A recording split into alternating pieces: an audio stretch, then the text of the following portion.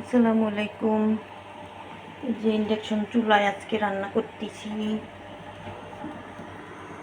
যে গ্যাস শেষ হয়ে গেছে, তাই জন্য আজকে ইন্ডাকশন চুলায় গরুর মাংস রান্না করি।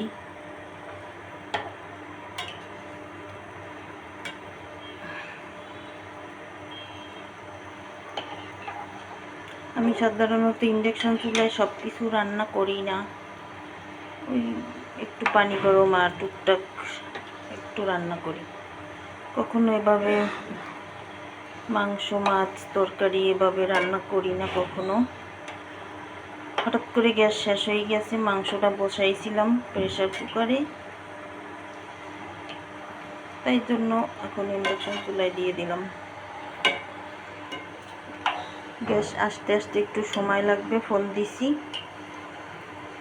এদিকে খাবারের সময় হয়ে যাচ্ছে, তাই